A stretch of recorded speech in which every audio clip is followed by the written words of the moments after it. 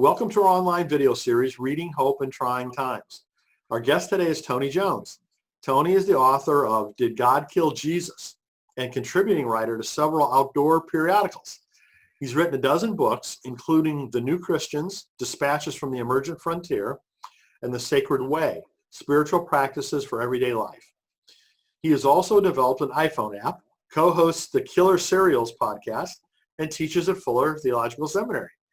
Tony's a sought-after speaker and consultant in the areas of emerging church, postmodernism, and Christian spirituality, writing, and the outdoors.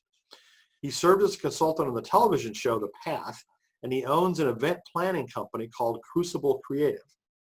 He holds an AB from Dartmouth College, an MDiv from Fuller Theological Seminary, and a PhD from Princeton Theological Seminary. Tony's married, has 3 children, lives in Edina, Minnesota, and I will be joining him in Edina for the Writing for Your Life conference that we had intended to have in April, and now we will instead have in October. And also, Tony and I are leading a retreat to Italy this coming fall, hopefully. But in any event, I'm glad to have Tony with us today. Welcome, Tony. Thanks, Brian. That introduction, I couldn't have said it better if I had written it myself. Which, of course, I did, because it's right. I'm like, whatever, on my website or whatever. But thank you. It's great to be here. I'm so glad, to be in partnership with you and to have had the honor of speaking at a few of your conferences over the years. And yeah, man, I'm thrilled about not only hosting the first Writing for Your Life conference ever to come to Minnesota, but also, fingers crossed, that we get to go to Italy and lead a writer's retreat there. Let's hope, whether it's in September or further down the road, that we still are able to make that happen. Yeah, exactly. So how's this whole crisisness been going for you, and what are your perspectives on it? Yeah, well, it's a big change. It's not a huge change in lifestyle for my spouse and me because we're both freelancers. We both work at home. If you were here in my office, Courtney's not sitting here right now, but I can reach out and touch her chair. So we kind of work side by side most days. She's a photojournalist. And when she's not out on assignment, she's sitting here adjusting photos, and I'm sitting here writing or recording podcasts or things like that. So our work lives haven't changed that much, other than there's been, no new work coming in. The biggest change for us has been that 2 of my kids are in college. Their colleges shut down and they came home. So we're suddenly we run the dishwasher twice a day, and we used to run it every other day. So we got 3 kids, two of them, these college kids are now home. And then my high school kid, he's always been home. But with school shut down, everybody's, working on their laptops around the house. And my daughter's sitting out in the backyard reading a book for school right now. That's been the biggest change. My mom lives a couple blocks away. We spend a lot of time checking in with her. We're trying to keep ourselves healthy because she's older, of course, so she's more susceptible to COVID-19. And we're doing all her grocery delivery. We're getting the groceries for her and getting them over to her and stuff like that. But it's been interesting doing stuff like this. Been doing quite a bit of stuff like this. I've joined several church Zoom chats. On Sunday, led confirmation class that I teach at my home church by Zoom. So that's cool. My kid was upstairs in his bedroom because he's in the confirmation class. And we had a pretty cool, the assignment I gave him I thought was kind of inventive. I had each of the kids watch a movie that's based on the Bible. So like the 10 Commandments with Charlton Heston, or my son and I watched the movie Noah with Russell Crowe that came out 3 or 4 years ago. And then the kids had to watch the movie and then read the Bible story and look for accuracies and inaccuracies in the Hollywood version of that Bible story. And then we got on the Zoom chat and spent about an hour. We went around, each kid talked about the movie they saw, gave it a Rotten Tomatoes score, and then talked about how it was accurate or inaccurate to the actual Bible story. So that's kind of how we're, trying to be flexible and learn on the fly here. Well, that's very cool assignment. Sounds like one of the conversations I've had with my pastor before, because every movie he sees, he and analyzes it theologically. Yeah. That's kind of the deal. Trying to learn, get him to kind of, well, first of all, it gives me a reason to make him read the Bible, which no 15-year-old really wants to sit down and read the Bible. So yeah, it's been, it's day by day. We're doing a lot of cooking. I got a freezer full of wild game because I hunt a lot, and we've been eating a lot of wild game, which has been good too. So any perspectives that you've built yet in terms of long-term implications of all of this, whether it's on churches or families or society more broadly? I have been thinking, Brian, about that. I do think that, people are talking about there are going to be a bunch of restaurants that aren't going to reopen. Well, I think there are going to be a lot of churches that aren't going to reopen too. I think there were a lot of churches, thousands and thousands of churches in this country who were already, On the edge. to use a healthcare analogy, already kind of in hospice or on palliative care. And I think, COVID-19 is going to knock some of those churches out. I already know of a couple churches that have said they're not going to reopen. They're closing. Wow. They just ran out of money. They ran out of money, and there's nothing left for them to open to. Yeah, so it's a sad thing, but it maybe not a bad thing. Maybe, this will hasten the emergence of the church that some of us have been praying for and hoping for the last 15 or 20 years. It's going to really be interesting to see how it all plays out, isn't it? Yeah, it is. And I think I follow a lot of pastors online, as I'm sure you do, and I'm seeing them all do their online streaming services every day, every Sunday on Facebook and things like that. And a lot of them you do see, I can't wait for things to get back to normal. And I want, that there's this hope that when they reopen the doors of the church, people will come rushing back. I don't think that's necessarily how human nature works. I think it's probably more along the lines of people will, after living without it for 2 or 3 or 4 months, maybe they'll realize they don't really miss it. I don't know. Maybe they will come rushing back. Maybe the church will figure out ways to offer things that in modern society the church has struggled to do. That would be, I think, that would be a really welcome silver lining to COVID-19 if it caused churches to think like, this is an opportunity to hit the reset button. Who are we going to be when we reopen? How are we going to be staffed? How are we going to worship? Who are we going to welcome into our doors? That would be amazing if that were a little side benefit to this whole crisis. Yes, absolutely. I know, like in our particular Sunday morning experience, rather than just going to the church that we always go to, we're now streaming that online. And then also we're streaming a church from Boston every Sunday morning. Yeah. When I worked up in Boston quite a bit, when my wife would, come up there with me for the weekend, we'd go to Old South Church, Sure. In Boston, and really liked it a lot. So now we've been able to basically reconnect, at least virtually, to watch, their service. And whereas I never would have really looked for TV worship services. Yeah. The fact that, I can tune into theirs, or I could tune into Adam Hamilton out in, Kansas or wherever. It just kind of opens up a completely different kind of experience. It does, doesn't it? And I've done the same thing where I'll just go on Facebook on Sunday morning and troll around and kind of bounce in on all my different friends.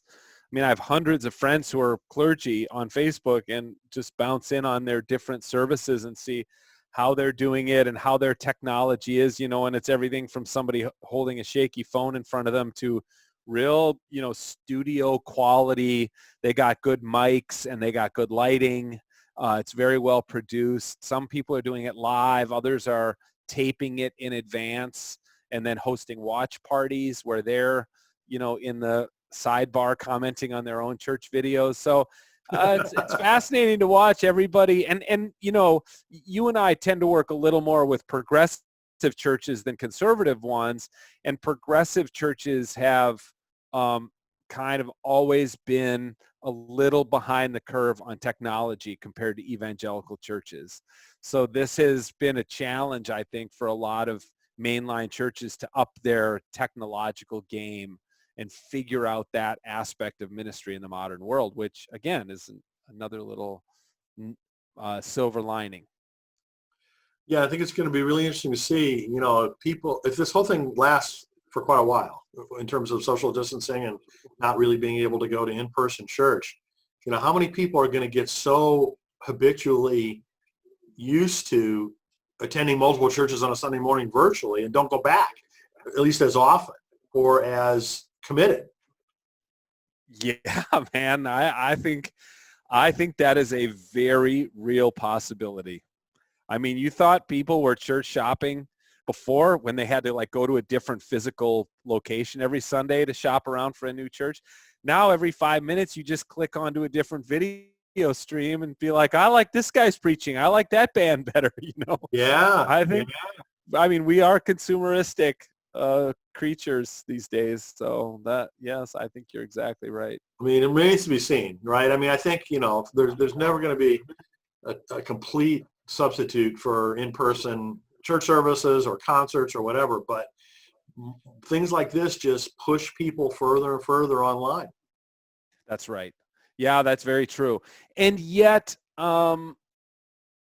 we've also, you and I were talking about this before we started recording, but where people are reaching out and I'm having conversations with people I wouldn't have in the past. Just today, I messaged all of my seminary roommates on Facebook, and we have not all seen each other since a wedding probably in 1997.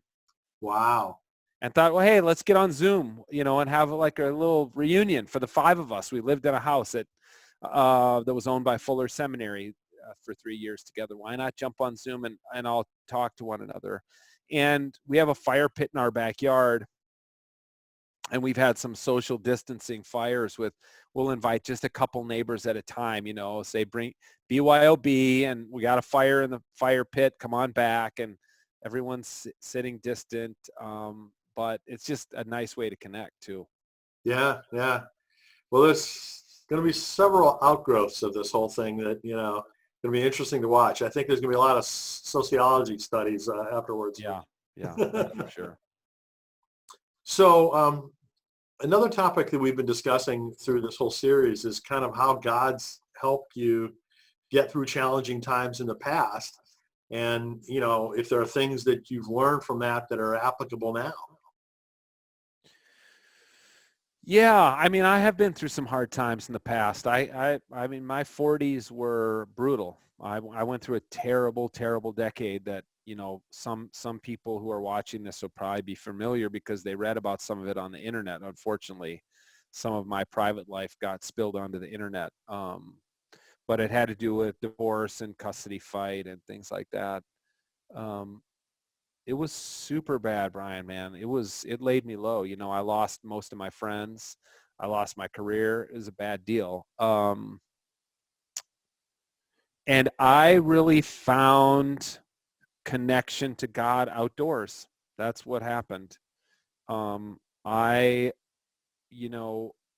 got ordained in 1997. I'll never forget that day when September 7, 1997, when I was ordained and my parents put the robe on me. Like they bought the robe for me, and the deacons of the church bought my hood that they put on me, and I put on my preaching collar. And I really felt like that getting those vestments was that was what I had been made to do by God. I had first articulated a call to ministry in 1997.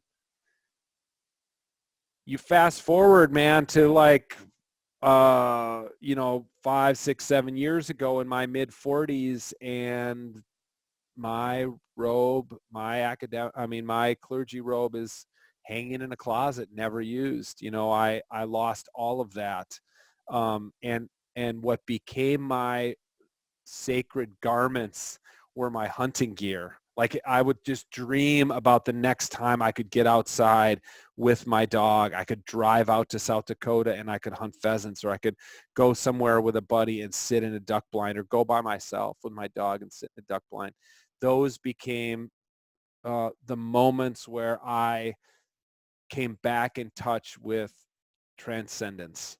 And Wow. I could get outside of myself, realize there's more to this life than me, and be in touch with out there in nature, in the outdoors. That connected me back to God. That's where I found God. That's where I felt God speaking to me, which was so different than the first 40 years of my life. Sure. God was church, or church camp, or the junior high lock-in, or the retreat. I mean, I did all those ministry things, wrote books about them.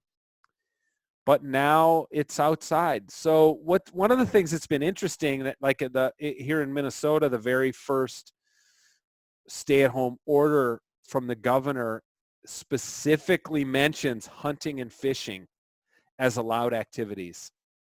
Really? Yes. And they've continued to encourage that here in Minnesota. They want people outside hunting and fishing. It keeps you sane. It's a social distancing activity if you do it right. And it's very important to my mental and spiritual health to be able to do that, get outside. So last week, middle of the week, our family has some land in central Minnesota. It's about a 2-hour drive. And I got my dog in my truck, and I drove up there, left at about 7 a.m. before anybody else had gotten out of bed, and spent the whole day up there hiking around. Got out the chainsaw, cut up a bunch of wood, split a bunch of firewood to leave it out to dry, and checked the beaver traps, and loaded my dog in the truck, and was home by dinner. And it was exactly what I needed.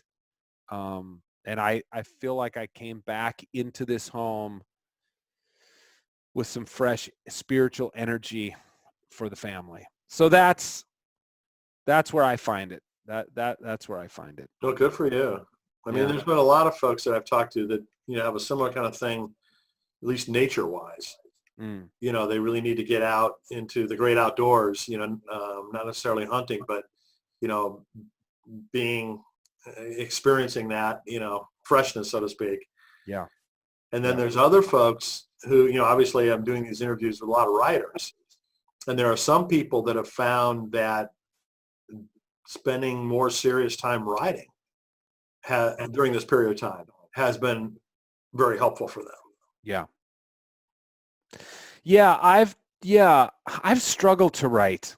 I've got a novel. Well, that's the other reaction that I've gotten from a lot of people struggled. too.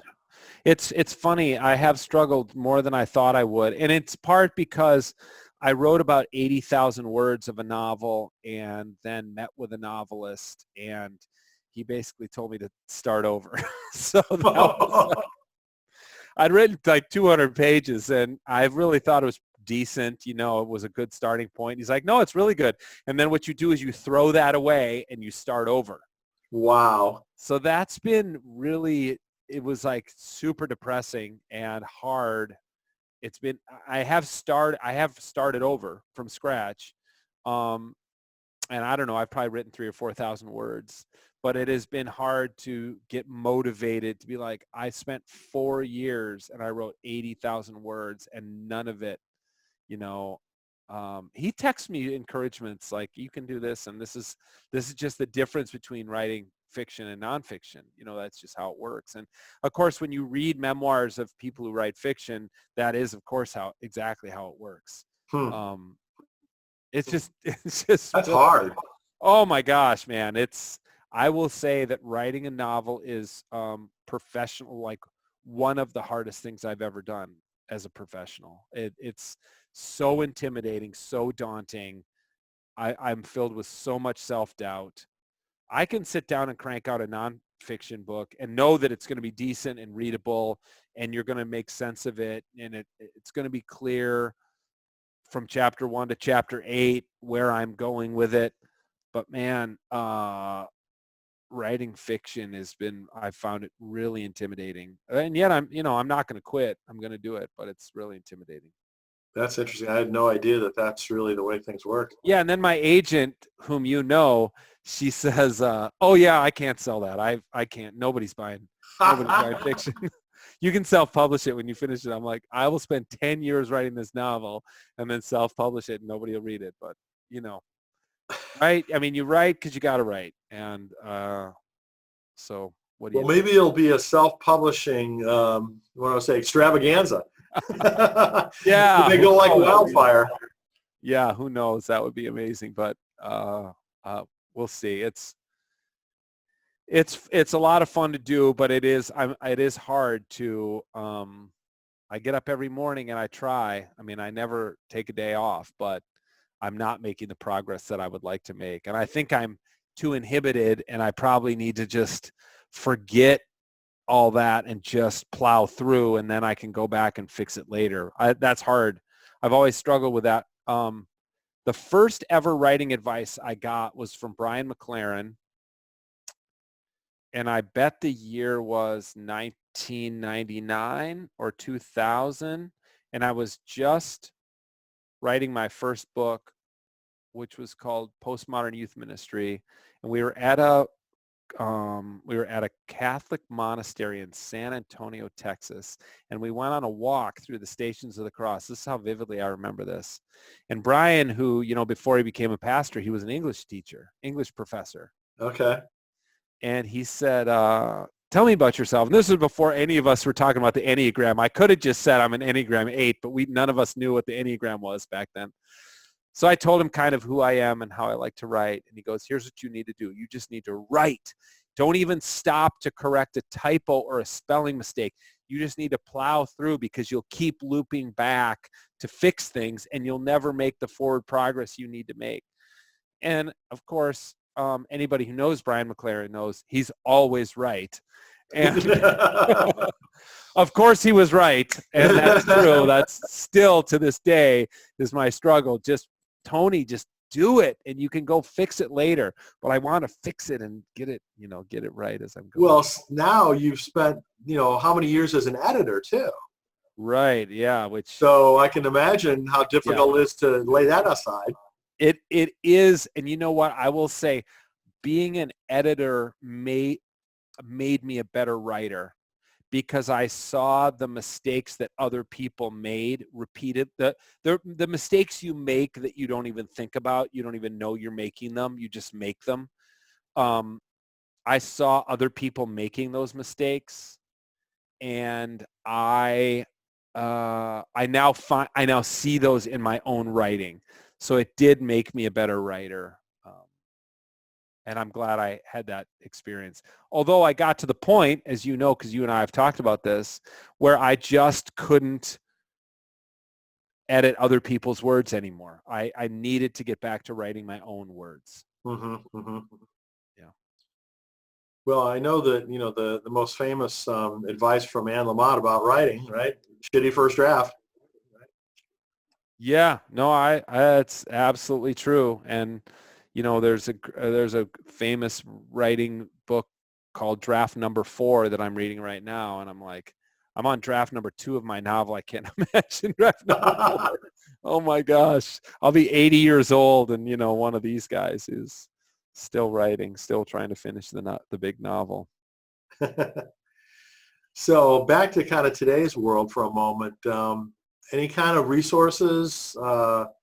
Books that you've written or books that other people have written that you think would be particularly helpful for people right now? Well, I mean, I've got my book over my shoulder here, and I can tell you that for people who are interested, I think it would be helpful.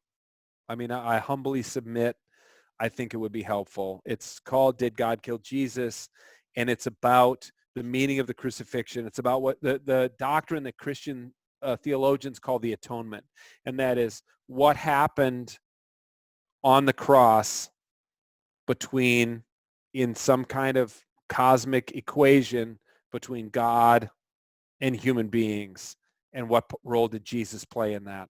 There have been a lot of theories over the years that you can read about in the book, and it's also very much tied into Old Testament sacrificial systems and people trying to assuage the guilt of their sin through blood sacrifice that leads to the death of Jesus. And I will just reveal the thesis of my book and my understanding of Jesus' death on the cross is that in Jesus, and particularly in Jesus' death, God came into complete solidarity with human beings and with human suffering. And there may not be a better, more pertinent message right now for those of us who are scared and frightened about suffering, the suffering that, as you and I record this, it seems we're just about to get hit with a tidal wave of suffering in our country. Maybe the biggest, death toll of any week in American history is staring us in the face. And the message of the cross to me is that God dwells with us in that suffering because God's self experienced suffering on the cross. That I humbly submit from my own writing. And then I will also tell you a book that I've recently finished, and I think this book is also exceptional. It's called Lakota America, and it's a history of the Lakota people. The most in-depth, and it's really a magnum opus, this book. And I have a review that will be published in Christian Century later this year of this book. Who's the author? It's Pekka Hamalainen, who teaches at Oxford currently. He used to be at Stanford, I believe, and maybe somewhere else. He's worked at a couple different schools in the U.S., and he's currently the professor of American history at Oxford University. And the Lakota were located where? The Lakota people started, the earliest recorded history of the Lakota people is in central Minnesota around Lake Mille Lacs. That was their spiritual home. They got pushed westward by expansion of, the early Americans, and actually as the East Coast was settled by Europeans, the Iroquois moved further west. They were the most warlike of the eastern tribes, and they pushed some of the central plains tribes further west, and they just exterminated other ones. But the Lakota moved further west into what we now know as North and South Dakota along the Missouri River, and they went from being woodland people to being plains Indians. They hunted buffalo. They controlled river trafficking and trade. They became expert trappers and traders. And they really, in the middle of the 19th century, had an extraordinary empire that stretched for hundreds and hundreds of square miles all around the Missouri River Valley. Obviously, they ended up being conquered, as European settlers like me spread westward. They're now on reservations, those that are left, most of them. And I've lived some time on the Pine Ridge Indian Reservation, which is in the southwest corner of South Dakota, and is the home of the Oglala Band of Lakota. So there are 7 bands, 7 Oyates, 7 groups within, I guess you'd say, tribes within the Lakota Nation. So anyway, reading this book was fascinating because Hamalainen's thesis is basically that the Lakota survived so long and had such strength because they were adaptable. And one of the things that's interesting, particularly as you and I talked this week, is that one thing that Europeans brought to North America was illness, was sickness that Native Americans had no immunity to. Absolutely. There are stories in this book of, in one winter, 50% of a village would be wiped out by smallpox. Wow. They just didn't, and they didn't, of course, understand the epidemiology of anything that was going on. And yet they survived. In spite of these plagues that were brought upon them, they survived. So I thought I would read the last paragraph of the epilogue of the book that I think I found very hopeful, even knowing the Lakota people now and how they live on reservations. He writes, "It's the history of violence, coexistence, and persistence that will help Lakotas survive oil leaks, the arrogance of foreign powers, the attacks on their sovereignty, the misappropriation of their rituals, the misuses of their history, and the weight of being the quintessential indigenous people whose choices, actions, and very existence seem to carry heightened symbolic significance. Lakotas will also endure because they're Iktome's people." That's a divine spirit of theirs. "They're supple, accommodating, and absolutely certain of their essence, even when becoming something new. There will be other governments, other regimes, and other epochs, but the Lakotas will prevail. They will always find a place in the world because they know how to be fully in it, adapting to its shape while remaking it again and again after their own image." So I just say, I finished this book on the Lakota people, and I was humbled by the strength of the Lakotas. And I found myself being taught by their history of resilience and flexibility and strength in the face of, terrible oppression and plague and war. And yet they continue to be very strong people who know who they are and have a strong identity. Wow. Boy, there are some powerful lessons there, aren't there? Yeah, indeed. Well, I know personally I don't have enough historical background on Native Americans. It's like I know I only have a superficial view, so that sounds like a good way to dive into Yeah, it. and for me, as someone who, like, I go out and pheasant hunt every year in the Missouri River Valley in South Dakota, and now to know who walked on this land before me and also hunted in centuries before me, hunted the same land. It's humbling. It connects me with the land. It connects me with a different group of people, and of course, a group of people who find, back to what you and I talked about earlier, who find their spirituality rooted in nature. Really? Yeah. Very interesting. Well, I'll be looking forward to your review in the Christian Century there. Thanks. So, Tony, as we mentioned earlier, I've been planning for a really nice retreat in Rome and Florence in September, and you've got experience going over there.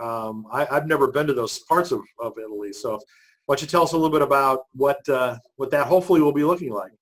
Yeah, well, I really hope people will consider joining us. I think, let's hope it happens in September. If it doesn't, if you and I have to postpone it, it'll happen sometime down the road.